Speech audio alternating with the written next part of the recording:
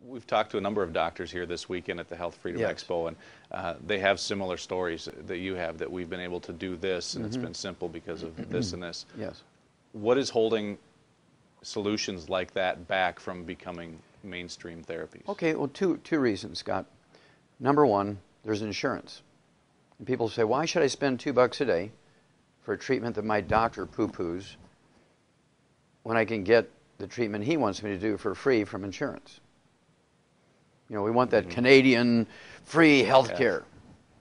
And so that mentality in the American public has held it back, because the public is not demanding the cure, if you will, just from something simple, but it might cost them a third of the cost of a cup of Starbucks coffee. The second thing is the pharmaceutical industry drives things. You see, there's no law requiring doctors to cure people when there's a cure available. There's no law requiring doctors to prevent diseases in people when the prevention is known. Now, if it were my way, if I were the U.S. Surgeon General, the first thing I would do is pass a law. You see, as this agency, they could make a law. They don't even need to go to Congress and get it approved. They could just make a law.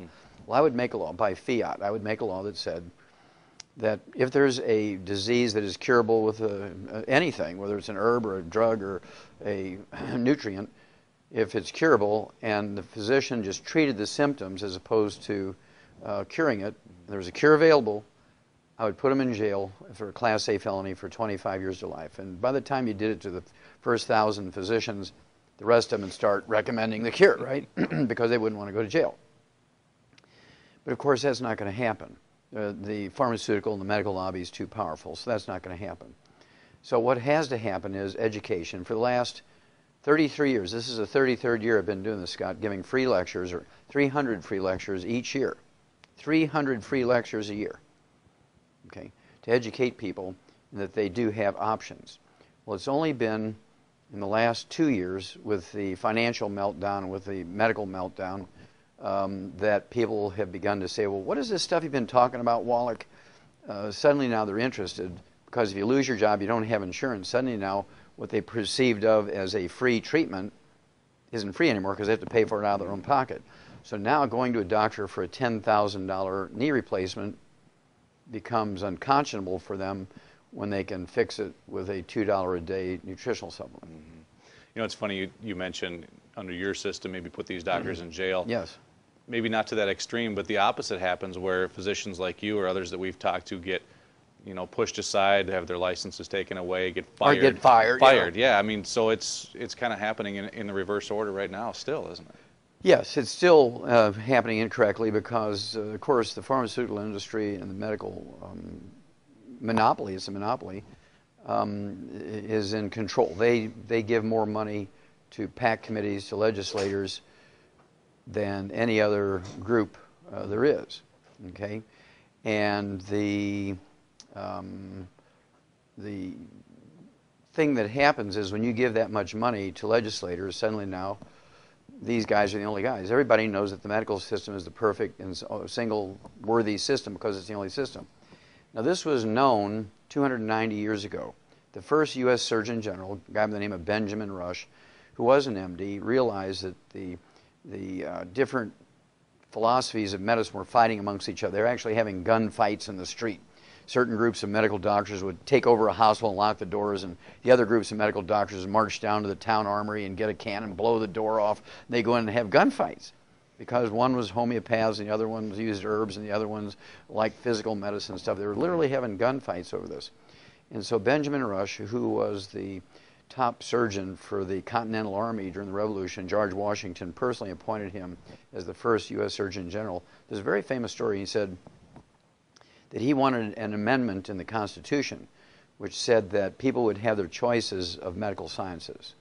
He said, if we don't have an amendment in the Constitution giving people their choice, free choice of which medical science they want, like their choice of religion and freedom of speech, he said, somewhere along the line, and I'm quoting him now, one class of men will take over the medical sciences, and it will be the Bastille of America. Now, his fears have become our nightmare 290 years later, because the free enterprise system has never taken place in the medical industry since the American Medical Association was formed. Everything they've done for the last 100 years was not to learn how to treat patients better. Everything they've done for the last 100 years has been designed to kill off all competition and make them the sole source of medical knowledge, the ones, the chosen ones, right? That was their goal, and they've become successful. And so the only way this is going to become undone is if people stop using this failed and corrupt system we know as our medical system. Right now, the average lifespan of Americans makes us 46th in the world in longevity. There's 45 other countries whose peoples live longer than us. We're 92nd in healthfulness. And we spend more money for health care than all the other 218 nations in the world put together. So their system is a failed and it's a corrupt system. And so again, the people are going to have to rise up here and choose to do things themselves, and then the medical system becomes unfunded. If nobody's using it, how can you justify funding them? And so this is how it's going to happen, because the pharmaceutical industry, the medical industry is so powerful, and they form what I call the unholy trilogy with the government. I'm talking about city, county, state, federal government, and the pharmaceutical industry and the medical system have formed this unholy trilogy. And they, according to the Center for Disease Control and their own journal, the Journal of the American Medical Association, 4.5 years ago, it was February 7th, 2007, they came out and said that these two agencies, the Journal of the American Medical Association and the Center for Disease Control, the federal agency that tracks these things, that medical doctors kill, injure, and infect 15 million of their patients every year in American hospitals and their private offices. 5.8 million in hospitals and 9.2 million in private offices. They kill, injure, and infect 15 million. They don't even get an OSHA ticket. They get a walk. Now, what if cab drivers were to do that? Everybody said, my gosh, I'm going to walk. Well, Roy, it's 50 miles to the airport.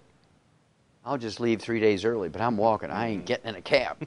But yet people still line up to get this very dangerous, very ineffective. I mean, we rank 46th in the world in longevity and 92nd in healthfulness. The recipe is not a good recipe, Scott.